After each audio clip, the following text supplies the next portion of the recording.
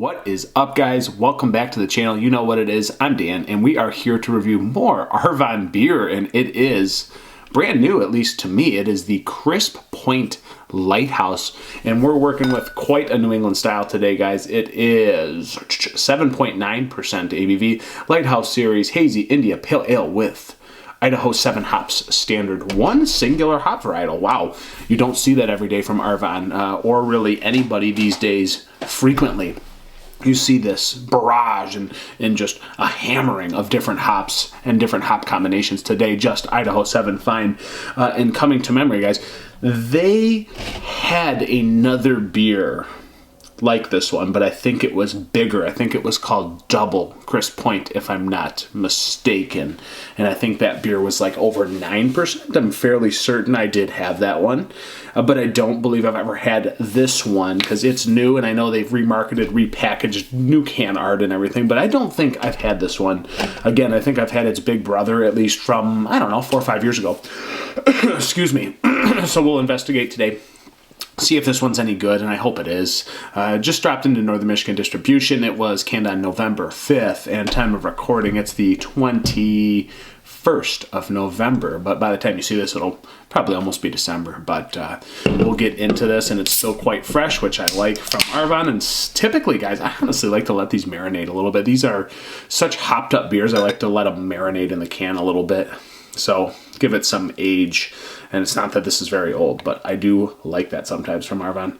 And this is frickin' dense, man. This is a haze bomb. Holy, are you kidding me? Are you kidding me? I almost had to go in and get that. I almost aborted mission, guys. This is crazy. Wow. Intense head retention. You guys just saw that in real time. It just shot up. Really creamy. Look at this, dude. Gigolo. Little deuce gigolo right now. Wow. There's nothing much to say. That is one of the most gorgeous New England styles I've seen in a while. It's nearly a double, 7.9, but we'll call it a New England style IPA. I don't really need to go into detail. You guys can see that sunset orange or even that midday orange. It looks great. Yellow-orange combination. We have a huge bit of head retention, so I'm going to go ahead and probably have to get this down, guys. But I'll get a nose real quick. It's hard to get through this dense-ass head. There's a lot of citrus. It's definitely tropical. There's this malty, like sourdough white bread in this thing, and just honey-glazed orange marmalade on top of it. I use that a lot, but this certainly has that quality. It's very bright. It's very aromatic. There's pine. There's hoppy pine resin as well, blending into some of that sweetness from the malts. It smells like a treat, guys. It smells like a treat.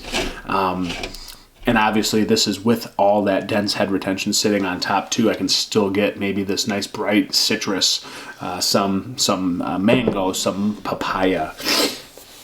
And it just really is well rounded. I'm letting this head go down a little bit. But it smells like a beautiful beer. I don't know. Let's go in one more sniff. And then, you know, Arvon always has that hoppy grass pine resin again on the back end, just really takes off the sweetness. They do that all the time. That's what I've always enjoyed about Arvon. They do round out their beers really well. So let's get into this one, guys. Crisp Point Lighthouse. Cheers, cheers.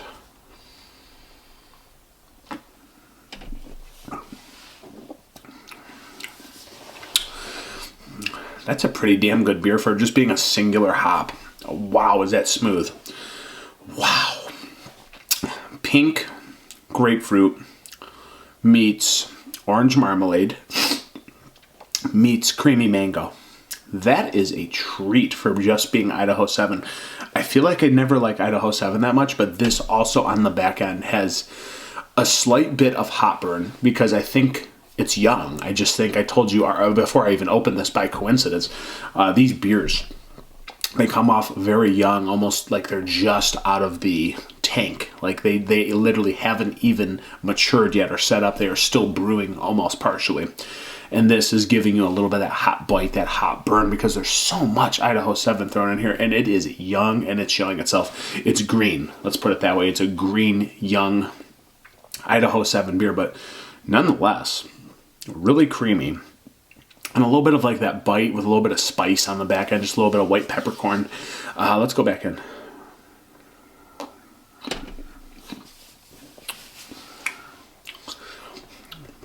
I like this though a lot. Again, the creamy levels almost remind me of Hop Butcher. It's close to a Hop Butcher mouthfeel for creaminess, and you can tell by this crazy good head retention hanging on, guys. Look at that.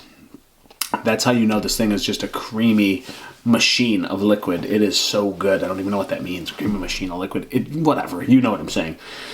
This is fantastic. There's lemon peel, lemon pith. There's a little bit of like pink grapefruit. And again, I said the orange kind of clementine marmalade thing.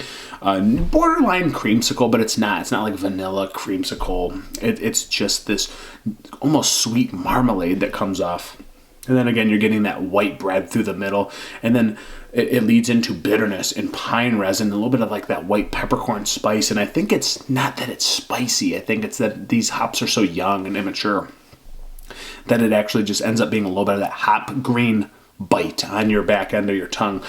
And it really does round out that sweetness from that kind of juicy marmalade in the beginning. And I still think there's a nice bit of like mango, just beautiful mango in here.